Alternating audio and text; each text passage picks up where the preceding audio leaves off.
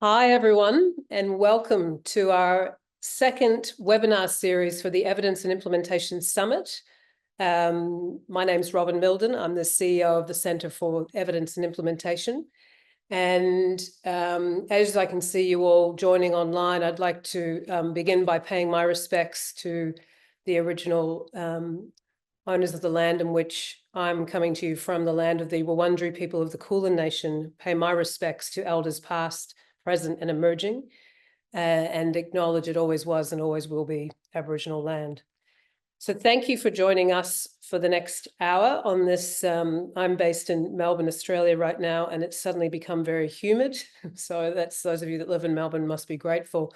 But most of us joining us don't live in Melbourne. In fact, we have over 350 registrations for this event, which is fantastic, across 28 countries. Just to name a few: Australia, obviously, Singapore. Hi, everybody from Singapore. It's very early there, so thank you for joining. Aotearoa, New Zealand, the United Kingdom, Indonesia, Philippines. So a really nice mix of people interested. This will be recorded so people can watch it later. You'll be able to access it from our website if you have friends and colleagues that you know would have enjoyed joining us for this event. So we're talking about a very important and area of work to us all, and that is how to scale things that really work in early childhood. I'm going to introduce the two speakers we have, which is going to be we've been really looking forward to this session. I know them both pretty well, so it should be very lively. But I'll also just start by just talking about, when we're talking about scaling, what we're thinking about is getting to a good proportion of the population, who could benefit from the innovation in which you are trying to roll out, which hopefully has a good evidence base behind it. So that may be done in lots of different ways. So it doesn't necessarily mean doing more things in more places. It's thinking about how can we get to at least 60 to 70% of the population that could benefit from the innovation that we have in an efficient and effective way. So without waiting, I'm going to introduce our two speakers. I'm going to, before I do that, please do put any questions you have in the Q&A. I'll be watching that the whole time. Those of you that have joined our webinars before know that I like to bring questions in from the audience quite quickly, so please do that at any moment. It can be for either speaker or a general conversation. So first I'm not going to read both their bios because it would not be a good use of time because they're very long and impressive. But Joe, I knew I was going to botch this, Elias is a programs and partnership practitioner in the global public health and early childhood development sectors. He has led strategic operations and learning for large-scale, multi-country, multi-sectoral projects, including management of $100 million philanthropy-funded early childhood development project and a whole bunch of other things. I met Joe in his current role as Senior Program Director in the International Social Impact Division of Sesame workshop, which I will let him answer why he has a puppet on his photo, which is the not-for-profit behind Sesame Street, where he has a focus. He's been running the $100 million MacArthur-funded, I will let him describe the initiative, aiding early childhood initiatives in Lebanon, Jordan, Iraq, Syria, and the broader Middle East. Jimmy McLauchlan is very familiar to most EIS audiences. I often ask Jimmy to speak because everything he says is interesting and important for us all to hear. So Jimmy specializes in the implementation of evidence-based approaches at scale in his work as part of an intermediary organization based in Aotearoa, New Zealand, called Methodist Mission Southern. He leads scaling of a large-scale initiative called Engage, which is around self-regulation of young people, and I'm going to let him speak to Engage himself. So welcome you two, and thank you for joining us. Joe, can I start with you to do a much better job describing yourself to this audience and a little bit about the work you did while you've been with Sesame Street, and then I'll go to Jimmy and then we'll get the conversation going. Sounds good. Thank you, Robyn, and thank you so much for having me here. I'm normally in New York, but I'm extremely privileged and lucky to be in Melbourne right now, regardless of the humidity. But I'm the Senior Program Director, as Robyn mentioned, at Sesame Workshop. I have been given the role to lead in running the project and the initiative and closing it. The initiative is this $100 million MacArthur Foundation funded project, which its intention was to provide early childhood education and early childhood development to and in the Syrian response space. And fundamentally, there are three pillars to the work. One was around mass media and media production and creation, very much it connected to the needs of children in the region. And when you think about this, I mean, I've already spoken to Jimmy and Robyn about this and others, but there are so many similarities in the lived experience. You might think, oh, wow, you know, these are children in the Middle East. They absolutely do have their own unique experience, but there are phenomenal experiences that they're having. What's phenomenal about it is the experience they're having do relate to other children's experiences around the world. So this mass media creation, Ahlan Simsim is the name of this show. In Arabic, that means welcome Sesame. And within it, there's this amazing, phenomenal creation of characters that reflect the lived experience of children and families. You know, a character named Basma, she's a purple Muppet. You know, she's from here, you know, because children understand that experience. I'm from here. The yellow Muppet, his name is Jad. He's not from here because that's his experience. He's not from here. And then you've got the goat, whose name is Mazuza. And Mazuza doesn't actually talk or doesn't use words. And so there's that experience of a child who doesn't talk because they've had traumatic experiences. And so we wanted to reflect that. So there's like the mass media creation of creating all of this video, audio content, some what we call static content as well, so not moving content. And so we did that in partnership with community, with technical advisors, with the community in the region. We had psychologists and sociologists and, you know, early childhood development specialists who came in and kind of helped us with what the characters should be saying and what their personalities are like and what the stories are like and all of those, and even like word choices. And there was a really important element to it, which was they would use informal Arabic because children are not, especially at 4 or 5 or 6 years old, you know, talking in a formal sense. They're talking in an informal sense. So we use this, it's called Ammiya in Arabic. So that's the first pillar. The second pillar was working in partnership with organizations. Our broader project, the initiative, was in partnership with the International Rescue Committee. And through them and through 60 other local organizations across those countries, we were able to provide the program Ahlan Simsim through places that children and family already are. That's the big thing here. We all know this, right? We know this from our work. We know this from the you know, the everyday. If you're not present where people already are, the community is not being served.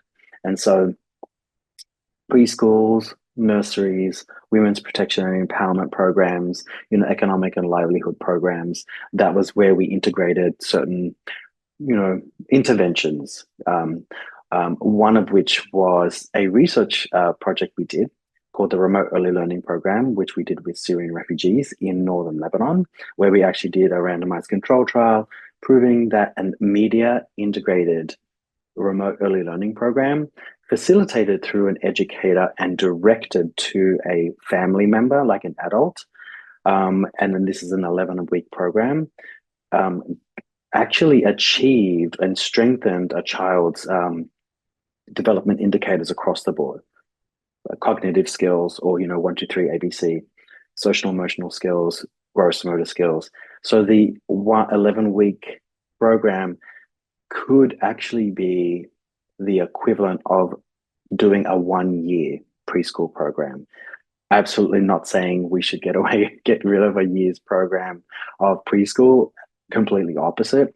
We know that children experience intermittent and interrupted access to formal education. And this is a model that could be deployed to kind of deal with that experience.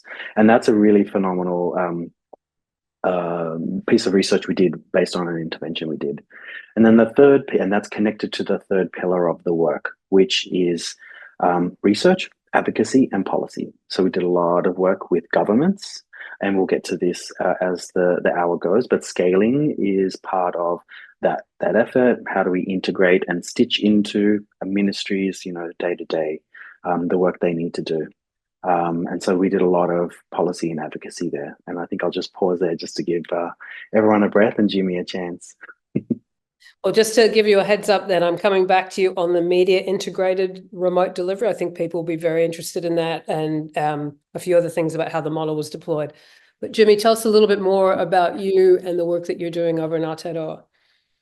Kia ora koutou, ko Jimmy McLauchlan tōku ingoa. Really nice to be able to chat, and I'm already scribbling notes about Joe's work, so this is good. If nothing else, I'm getting something out of it. So just a little bit of our work. As Robyn mentioned, my role is around taking evidence-based approaches or evidence-based insights and trying to apply them at scale, and I do that work very much as an intermediary. So my role is typically sort of working as a generalist across kind of 3 points of a triangle, so policy, and then research and practice. And the program that we've had the most success with scaling to date is called Engage. It was developed by Dione Healy at the University of Otago, and very simply, it's about developing children's self-regulation skills through playing games. So our very quick backstory behind this, we're very lucky in Dunedin that we have one of, if not the leading longitudinal human development study in the world based here, led until last year by Professor Richie Poulton, who we worked really closely with. And in 2011, they published a really impactful paper showing that self-regulation skills in the first few years of life really accurately predicted a whole range of adult life outcomes. And that wasn't a finding in isolation. That's been replicated and extrapolated in various studies since. So we got involved because our work is trying to support people who live complex lives and trying to give them the tools they need for better lifelong outcomes. So this was an obvious area to look at, given the life course outcomes of this work. Very lucky to meet Dione, who was also in Dunedin. So a real Goldilocks scenario where everything was sort of just right when we started. And the idea was to take this program to, and Joe's already mentioned this concept of going where children already are. So we were looking at, here's a program that's about play. It's about intentionally playing really simple games that require very few resources. It appeared to be really well suited to an early childhood education curriculum. It needed some adaptation and several phases of research and learning, but it always had potential to scale. And we worked really closely over about an 8 or 9 year period across those 3 points of the triangle. And last year, our government has announced, gave us 4 years of funding to deliver the program to, by the end of the 4 years, to 2,200 early learning services around the country, which is about half of the licensed services in New Zealand, and we have roughly 90% enrolment in early childhood between the age of 3 and 5. So we will reach a really significant number of children, and I think the work is likely to continue beyond 4 years. We're also now looking to scale that program across the ECE to school transition, and supporting that continued development and learning in the first couple of years of primary school. And what we're also now looking at is taking a life course approach to going, okay, here's this really little magic window developmentally in the early childhood space where we can make these transformational developmental outcomes, but it's going to be more than one program. And Joe's also made a really nice point in his piece around scaling is very much an exercise in policy and advocacy and making sure that your implementation efforts are supporting and nurturing positive systems change. So there's a big piece of work there around the sustainment piece. So we're looking at a language program called Enrich. We've been running a really large RCT in parallel to this rollout work. And the idea is to just try and keep gradually, persistently working on this, showing benefits where we can by measuring our work. And then ideally, long term, the sustainment piece is probably actually de-implementation if we're successful enough in a 25 year time frame. This ideally should become internalized by our sector and hopefully just becomes business as usual. So we're a long way from that point now, but I think that's the end goal, is that we don't want to just create this big implementation infrastructure and sustain it indefinitely. In the case of this program, that's not necessary in my view long term. So that's our much longer term goal. Okay. 2,200 centres in New Zealand in Aotearoa. That's amazing. Can I'm going to try and break this into two, because what the three of us know, and so do a lot of the people that are online with us right now, understand how difficult scaling is, but what a popular subject it is. So often we're asked to go from a pilot to scale, which is near impossible at times. So part of the complexity around scaling is the innovation itself can be a little bit difficult, and B, the way in which it's delivered can make things quite difficult. And I know from both of your work that you have sort of tried to address both of those things through learning by doing and making mistakes. So Joe, I'll go to you first, to just hear a little bit more about the innovation itself and how you made it scalable under the circumstances, and how you sort of ensured that implementation effectiveness was done, and then we'll get to the government policy things. So Joe, go ahead. Yeah, sure. A couple of things. People and technology. I'll start just by mentioning those two. It'll help me break things down. When it comes to people, we really wanted to ensure that the nodes of influence that the intervention was overlaid on top of were part of our stakeholder partnership management. So if we were working with educators and we were working with parents and caregivers, then we needed to get their buy-in straight away and integrate that into the buffer of before delivering the actual intervention. And so that was really important. And as you know, and as you've probably read, with scaling, political context and political issues are really important to kind of factor into the scaling effort. And so that meant that, we're working with Syrian refugees, vulnerable populations, insert whatever the reference is there, in a context that may not be necessarily easy for them. And so how do you then buffer into the intervention and the kind of scaling effort, buy-in of them and buy-in of the political landscape that they're in? And that was really that took some time. And I think time, we say that often, is really important, but time also means money. And so, and when I'm talking about that, that means you have to have funders who really accept that and say that's definitely part of what we want to invest in. We want to invest in that change, and investing in that change requires us to pay for time that leads to the successful implementation of a scalable initiative. And then technology, to your point, Robyn, around media and integrating media into a program, that comes after doing a landscape analysis of media. We work at Sesame Workshop, we work in different contexts. In the Middle East, we knew after a landscape analysis that over 90% of families have access to a data-enabled phone. So media made sense. We also work with the Rohingya context in Bangladesh, and 30% of those in that community have access to a data-enabled phone. And so that didn't make sense. That technology kind of mass media component didn't make sense. So knowing that they had access to it meant we needed also to have funding to pay for people to access that media. In some countries, you still have to pay for data. And so integrating into that program design was that, but also creating media that was low in data. It had a very low burden on the data. And then you also kind of, start to think about innovative ways. And some of the community thinks of that, having like a central Wi-Fi point that people kind of access amongst families. That became one of the other ideas. So for me, if I break it down in that perspective, it's the people part and that technology part, which we were able to address and then allow for investment into, which then allowed this really strong network reaching further out of the same kind of impact or benefit of this of that intervention that I mentioned. Very good. I have a follow-up question then, Jimmy. I'm going to you.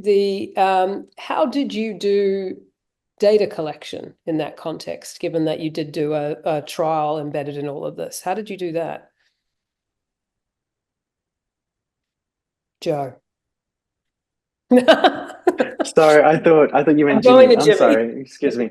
Yeah. Data collection was done with enumerators, so we did a lot of training of enumerators, people who were brought into the understanding the initiative, and also they were kind of part of the community too, so they understood, how to kind of do that. But there was very much for those nerds like me who love household-based surveys and what they call ODKs, Open Data Kit kind of tablet and laptop things.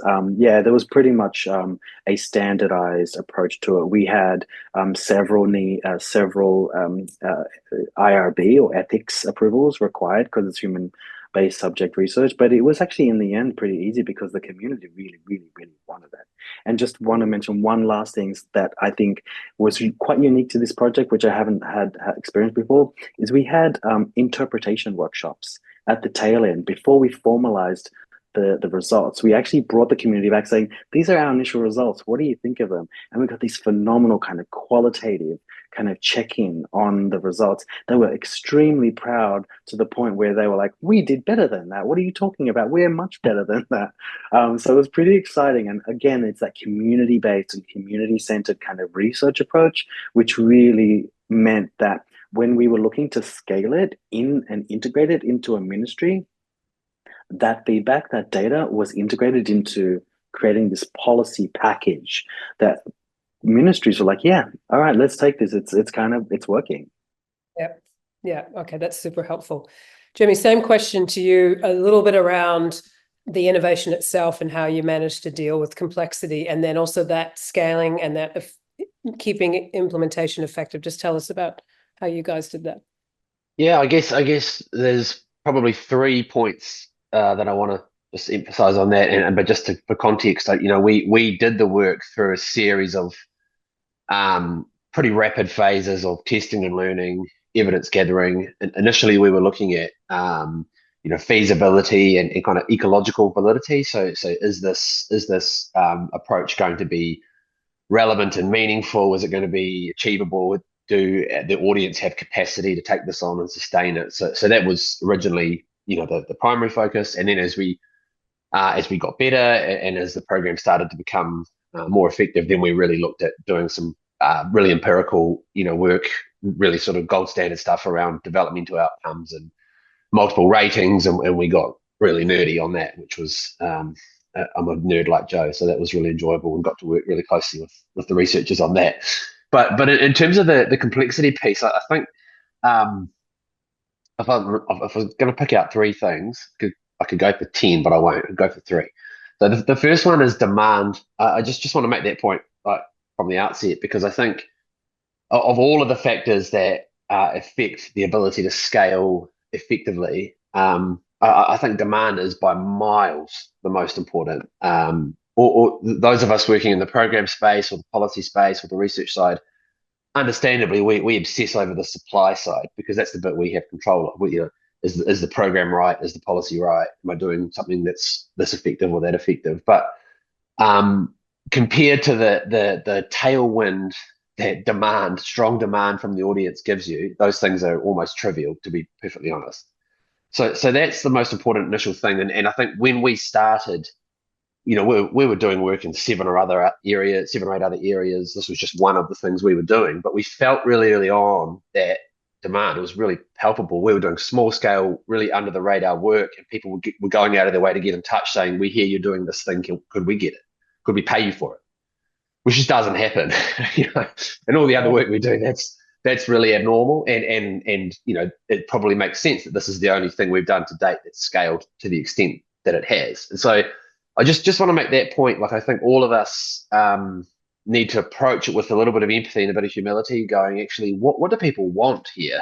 And if they want this thing, then we mobilize. So I think that's the first point. Until we felt that demand, we didn't even think about scale. We were thinking, let's just try and learn, and let's try and test, and let's try and hone this. And as soon as we felt that demand, it was really concrete, we were off. The next piece is around that culture and context. So again, in the way that demand is always more powerful than supply, I think culture and context is always more powerful than program design.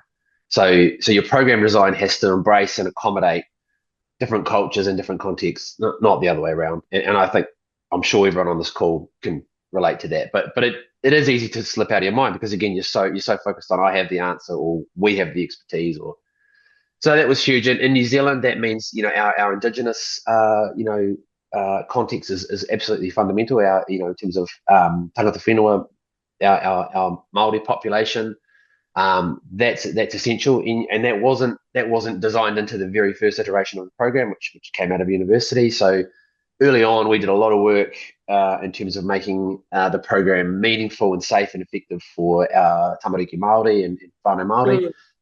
But also culture in the sense of the early childhood education culture. So making sure that this is fitting with people's practices and routines. Again, to go back to what Joe said, we're going where people already are, so it has to fit their routines, and that's an important part of sort of culture/context. And then the other piece to that is, in the 8-9 years we've been doing this, that the sector has changed around us several times, and anyone on this session from the ECE background will know what that's like. Like we've got pressures around staffing and resourcing and pandemics and policy changes, curriculum changes. You have to be able to be adaptable. So I think that's the second piece. We were always very tuned in and as much as we can trying to sort of co-design or even give the lead on the design decisions to people who knew culture and context. And then the third piece is, I think, all scaling, no matter what the mode of scaling or the scaling goal is an exercise in sort of harmonizing effect size and reach. It was probably another way of saying that, but how potent or maybe intensive or how comprehensive your program is in terms of, if we can do 3 more things, can we squeeze 5% more effect size out of this? That's going to come at a trade-off in terms of reach. There's just that natural tension, healthy tension if it works well, torturous if it doesn't, between, are we doing the right approach in terms of the efficacy in the context of the people we're reaching? And I think the broad point around that is you need evidence to help you navigate that. You need good evidence, good data, good monitoring, good evaluation, but you also need consensus. And I think that, just trying to demystify scaling a little bit, a lot of the work we've ended up doing is just consensus building. Here are the tools we're proposing to use. Here's the program we're running. Here's the effectiveness we think we're capable of reaching. Here's the scale. What's the comfort level of all the key stakeholders? There's not a simple, single empirical answer probably to that question. But if we've got the key stakeholders all feeling comfortable about the direction we're going, then you get buy-in. So I think that those have been my 3 big things that we've done probably in every bit of work we've done. We've tried to go where the demand and the capacity is. We've tried to really harness culture and context, and we've really tried to just constantly hold that tension between sort of effect and reach. Joe, I'm going to give you a chance to do a follow-up or add to what Jimmy. So I could see you nodding. So go ahead. Yeah. I mean, I completely agree with you, Jimmy. You got me thinking about the power of 3s here. Like, I'm always thinking about partnership, evidence and research, and need/demand, right? And so that's how I'm also kind of compartmentalizing things. Like when we think about scaling and meeting people where they're at and serving the community, it's not going to work without partnership and all the different levels, community level, ministerial level when it comes to it, and evidence and research, like where are the decision gates along the way? What data are we collecting along the way? I always say this to my team: let's not collect data if we're not going to use it. Please don't do that to me. Don't do that to the community. Don't do that to the team. Collect only the data you need. And if we're not getting the data, let's pause and reflect and figure out what is it we're getting, what we're not using, where's the gap, what do we need to do with that?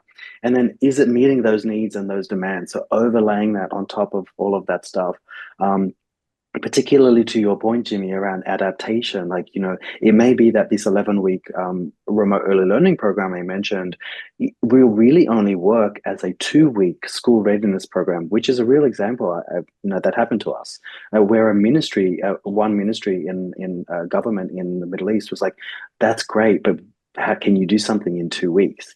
And it's that exactly what you said, Jimmy. It's like, yes, but you're not going to get all of these other things. And they're like, okay, well, we're happy with these things. Can you do that in 2 weeks?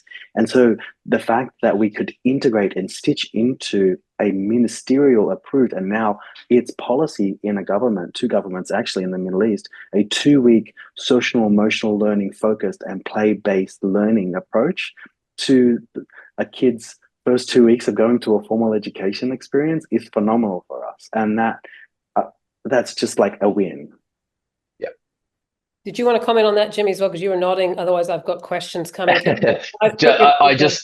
I just have one little piece to add to that around the adaptation side, and it's just a little story from the first few years when we were implementing. So we spent a lot of time hanging out with early childhood educators, teachers, trying to understand when would you use a resource like this? Why would you use it? It was pretty clear that they saw these immediate benefits in terms of behavior in the room, and just immediate sort of manageability was a big hook for them. It's going to make my job easier. It's going to make the lives of these kids at ECE a little better tomorrow.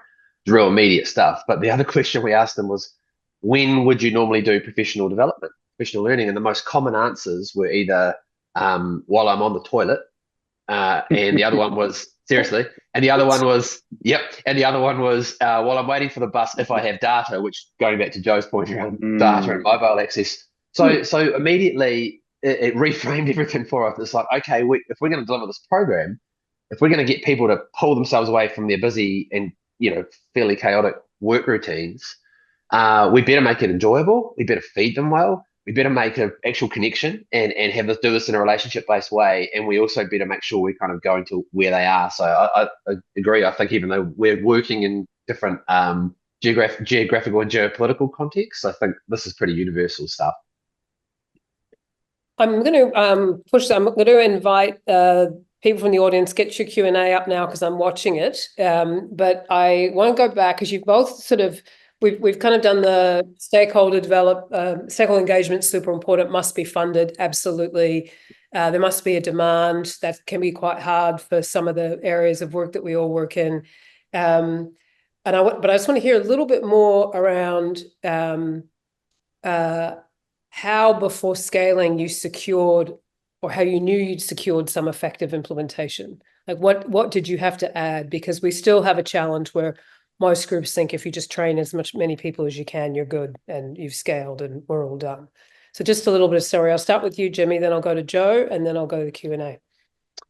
Yeah, so I'll quickly talk about 3 different research projects that we did consecutively. And we increased them in terms of scale and diversity and complexity of the sample size and the participants. So basically what we wanted to do was to introduce the program to a group of facilitators that were trained in a fairly light touch way. One of the things that's important when you're assessing could this be effective at scale is to take it a little further away from the creator or the initial subject matter expert or the charismatic founder, and see if this is going to work with sort of a general audience or a general workforce. That's quite an important thing to test. So the first couple of projects we did, they weren't like that. They were, Dione was running it or I was running it, and it was very much the people who were driving it that were behind the scenes and interacting. So it was probably when we did the first,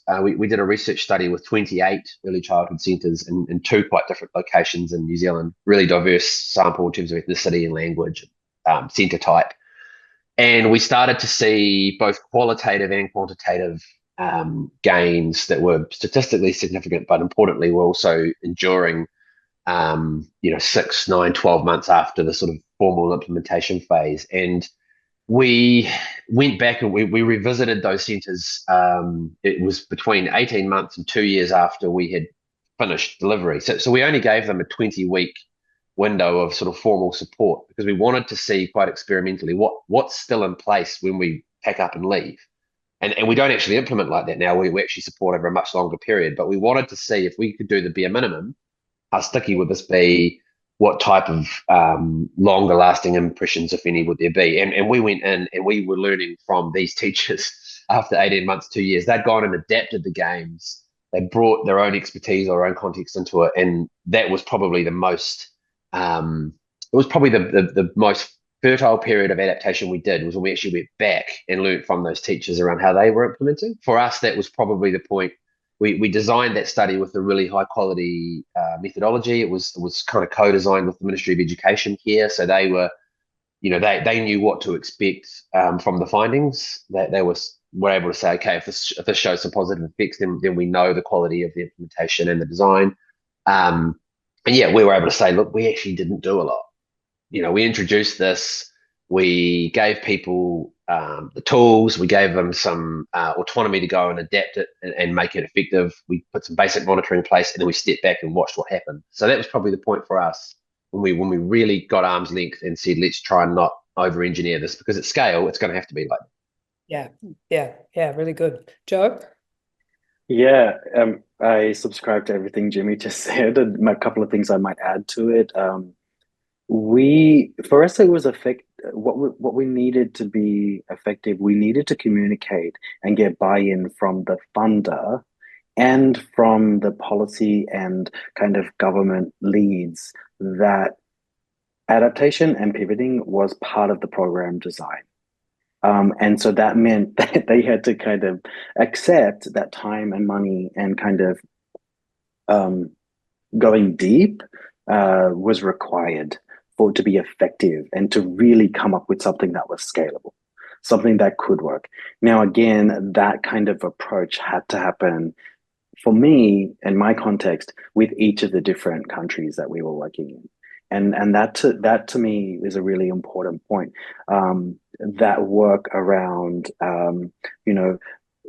not just buy-in, but getting them to understand the data, getting them to understand the necessity around the data, getting them to understand the design, the research design, the kind of data collection design, and the program design, all the different elements. And so that was really important for us.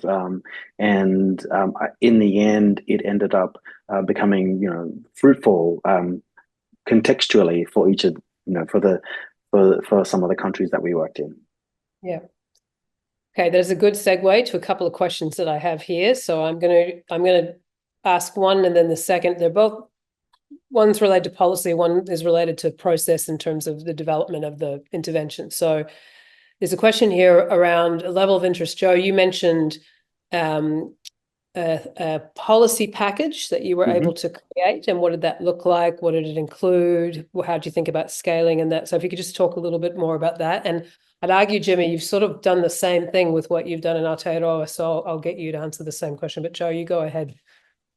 Yeah, so for us, the policy package was kind of the journey. It's almost like a journey, this policy journey, where we had to kind of get buy-in from the beginning and come up with mutually agreed upon terms and understandings. And so the package itself is essentially the infrastructure and the structural components of what would then be scaled. And so to a government, we would be like, we got all the materials, we've already paid for and created all of the materials, including mass media materials, including kind of things that could be what we call printables, like the things you would print and put in front of a child. The package is there. So from a kind of materials and kind of tangible component, it's there. From a research and evidence perspective, we have the numbers. We have the numbers to prove that when you extrapolate at a population level, this intervention is going to be effective. Now we need to invite you to kind of use the materials, integrate, best practice and this evidence-based approach into your own mechanisms and the way in which you deliver that. So is it teacher training? Is it a corner in every preschool that's focused on social and emotional learning or play-based learning, and that you kind of touch on, throughout particular curriculum across, your year. And so that package then becomes lighter and lighter for the minister or the ministry or the government, and then it becomes even easier to scale. And so what I'm always conscious of is, how do we get the best out of every dollar we spend right now to then kind of make the most impact or kind of splash as we move forward. So that would be my part of what I would really say. making it easy to kind of package up and use. Exactly. Jimmy, you've got a story behind that too. I know you do. Yeah, I mean, I guess for us, there's a few things policy-wise, policy package-wise. One is to really explicitly integrate what we're doing with the curriculum. So we worked really hard on really explicitly connecting what we do to the various parts of Te Whāriki, which is our ECE curriculum and some of the key resources. Another one is working really closely with the wider network of learning support across government. So our Ministry of Education has these key learning support roles that tend to focus on a slightly more specialist or slightly more targeted level of support. So arguably what we're doing is at quite a universal level. It's whole classroom, whole school. But it's really important for an integrated approach to have a really clear policy package where we can show this is how our piece contributes to the piece that maybe a speech language therapist is doing one-on-one or a clin psych is doing with a child. So that's another piece, that real tight integration with the other government-funded initiatives in the policy and practice space. And then I suppose just another thing in terms of the how, in terms of working in policy, a big thing for us has been working really closely with people in opposition. So in New Zealand, we tend to switch between a Labour-led coalition government and a national-led coalition government, our two main parties. And typically, and this will be the same in any country, if a party's in government, they're busy with the business of government and the restrictions that puts around them. If they're in opposition, often they're a bit lonely. And they're looking for ideas. And so... this is being filmed, Jimmy. This will go up here. Hey, and anyone who's in politics long enough will hopefully experience both sides of the coin.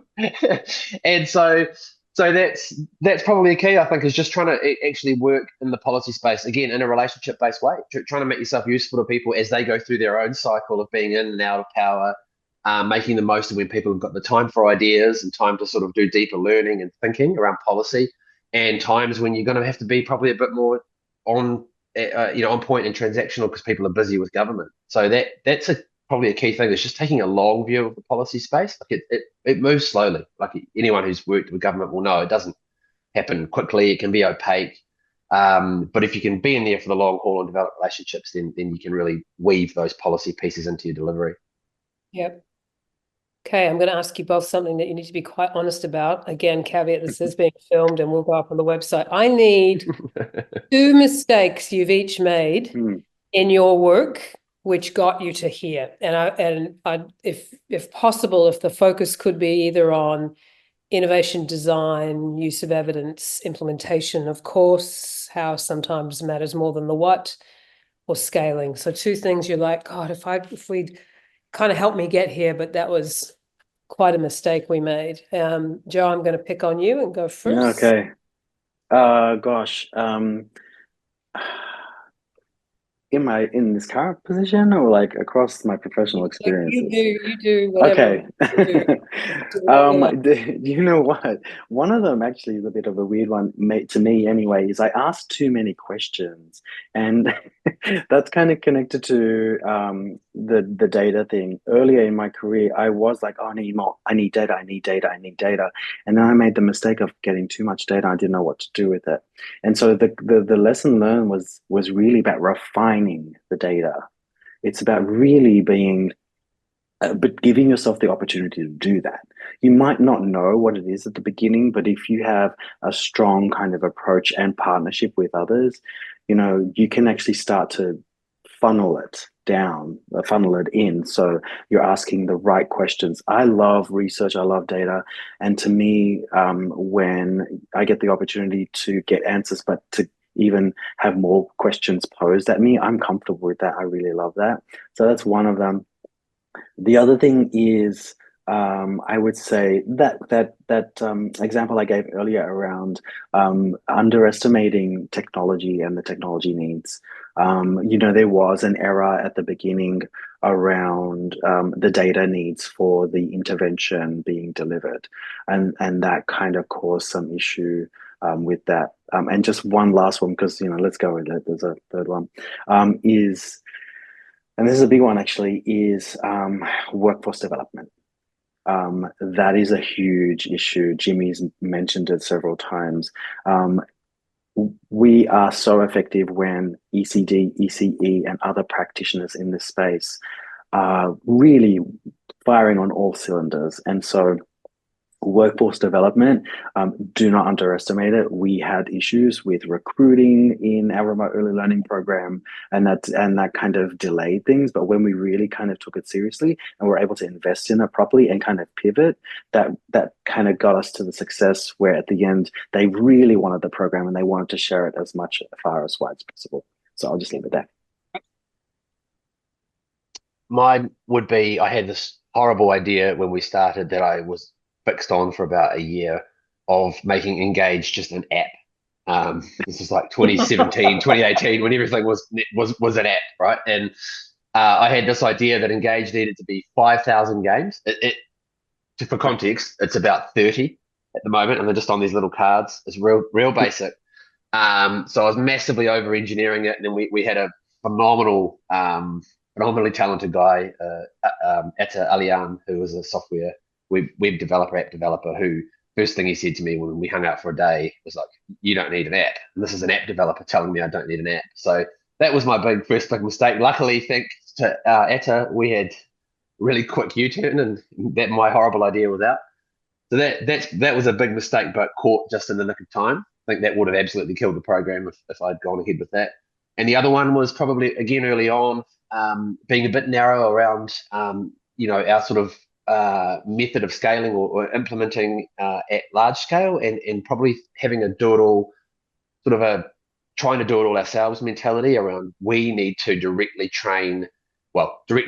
employ and manage everybody in the workforce at scale. And we still train everybody and we still hold on to all of the quality assurance side of things, but we now, through these partnership arrangements, are able to kind of scale some of the logistics a little easier, because there's aspects of implementing at scale that are quite generic and other people can just pick up and use their approaches for, especially if they have community expertise. That's probably the other mistake I made early on, was being very narrow and very linear, that we would just get bigger as an agency and just go boom, boom, boom and scale out. Whereas that's incredibly hard to do. And thankfully we didn't try that. But that was a mistake that was also averted just in the nick of time, I think. Nice. Just in the nick of time. I've got a question here. I'm going to read it right out because it's, you have talked about utilizing existing mechanisms within systems to support scaling.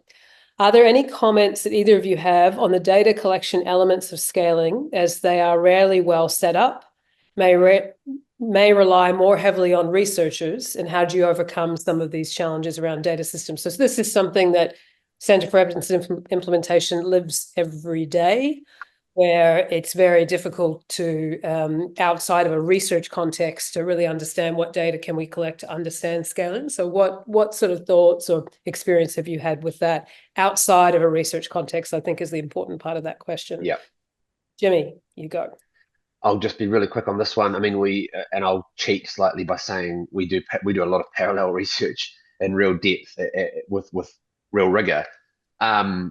So we can learn from that. But one of the things that we're really interested in around tracking implementation at scale and making sure we're effective in maintaining quality is just sticking to the core elements, and measuring the implementation of those. So from doing this for a long time, we now have a pretty good idea of things like the frequency of sessions, the sort of intensity or dose, and how those things might be tracking over time.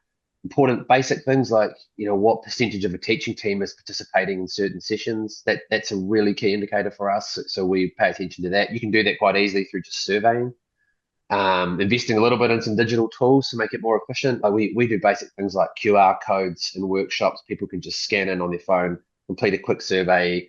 We do basic attendance data. Like a lot of the stuff is quite systematizable, but you do need a bit of investment to pull that off sometimes. And then another one is just being really tuned into feedback as it's coming through, and then reviewing and interpreting that quite systematically. So we gather a lot of qualitative feedback, and we review it really thoroughly with kind of a thematic lens, and we make sure we're sort of tuning into things as they're happening and catching themes as they're popping up. But it's not an area that I would say we're perfect at yet. It's hard. It's a hard thing to do, and different contexts require different approaches. Yep. Sure.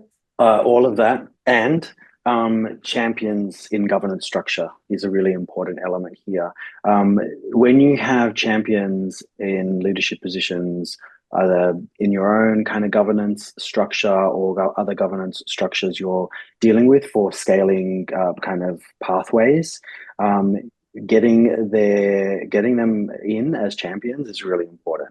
And so that means the time to work with them, the time to get them to understand what you're doing, and also building in pause and reflect moments along the way. And so, you're always collecting data, but, investing in people who can put evidence into action as kind of like, that's essentially their title. Like, how do you kind of get these people to process evidence and kind of package it in a way that's actionable, is a really exciting space. I don't think there is enough of that kind of stuff happening, to be completely honest. I know this is being filmed, but I think that that's a big space. Like, numbers can mean something, but if getting those champions in, getting them buying in, getting people to understand it in bite-sized ways along the journey, I think is a really exciting and great way to kind of build up to a momentum that then really creates a strong foundation for establishing something that's scalable, at a population or geographic level. Okay. I've got one more question for you each. And again, this is being filmed, so do with this what you will. But I know both of you partner and collaborate a lot. Jimmy, you've made a point already that you almost can't scale without partnerships, and it's not about one agency getting bigger. And I know the work you did with MacArthur funding, Joe, had a pretty strong partnership across, everyone bringing their skills. Partnering is essential from, I think, all three of us' point of view, but can be hard to do in a setting that you're walking into unfamiliar. And also for some groups, it means limited and precious funding needs to be split, and needs to make sure everybody's looked after and their time is covered. And so how in all the work that you've done in your careers, how do you find your partners? Like, how'd you find them? Was it by accident? Did you meet on a bus? Did you bump into each other at a meeting? How did you find them? And then how did you know to take a chance? Because I think that's important for all of the groups that we work with. Any top tips or stories you want to tell about that? Jimmy, I'll get you to go again first, and then Joe, you get the last one. Well, it's always been quite intentional from our point of view. I mean, we've certainly had some happy accidents and we've run into people who become amazing partners through networks, but typically what we've looked at is sort of trying to sit in the middle of the work and then going, okay, how do we complete all these pieces around us? So who has that subject matter expertise, and whether that's academic or cultural, but also importantly, who has some credibility and some standing in that space? Because certainly when we started, we didn't. We were a small NGO who hadn't really worked in the space before. So that was like, let's find some subject matter experts who got to get their work out there, but also have some easy recognition as being people who have some knowledge and some skill. In the policy space and the funding space, it's the same sort of thing. It's going, okay, we need some funders and some partners who are going to give us resources and help us to grow and scale. So let's go and find out the people for whom this resonates. And then on the implementation and practice side, same thing. Who has skill and access to communities that are important to us, or who complements or fills in some of the gaps that we have? So I think that's probably how we've looked at it. It's trying to round out all of the sort of important pieces of a collective or of a team and go, look, we're bringing certain things. Let's try and find partners who have strengths that we don't. And that's a good footing for starting in partnerships. If you have too much overlap, I think sometimes that's where you can get into some trouble. It's like, why are we both doing this work? Or who's, toss a coin. You kind of want it to be self-evident who's doing what. Yep. Yeah, Jimmy perfectly said it. That's up. I always think of things as what's your unique value add to that mixture. You and the partner. I've had experiences where funders have forced partners together. Where I've been in an organization and an organization's being told you're working with them. I've been in partnerships where we've done a tiny little project with a partner, and we're like, oh, this was really good. Let's try something bigger with them. And then we've sought funding together and did it. But what I really want to kind of just maybe end with for myself is we don't have the answers. Like, I want more of us to, like, in our sectors, to be like, I don't have all the answers. And so this is an exciting thing to be working with a partner. Let me try and find out who best to work with. And just that kind of philosophical approach is like, I don't know the answers. Let's find out together, as that kind of philosophical approach is this exciting space of like partnership mapping, understanding the unique value add that each of us would bring to, you know, any kind of particular intervention we're interested in, and then kind of seeing where it takes us. Excellent. Well, we certainly will enjoy partnering with both of you. So that's, you know, not a scientific reason for that. That's just people doing good work. So I thank you both very much for your time. And I thank you very much, the attendees. We put in your dates, 27th, 28th, 29th of October next year, Evidence and Implementation Summit, for more of this and all the other things that you get to see and hear. And if you have any particular questions for either Jimmy or Joe that I missed, you can email me or somebody at CI, and I will make sure I can get to both of them. There were a few questions there I couldn't get to, and apologies for that. Have a wonderful, I think most people are on a Tuesday that have logged in, but wherever you are in the world and whenever you watch this, thanks. And thanks again to you two for agreeing to do this with very little prep from me. So yeah, I knew you'd be fine. All right. Thanks, Go Robyn. on. Thanks. Thank See you. ya. Everyone.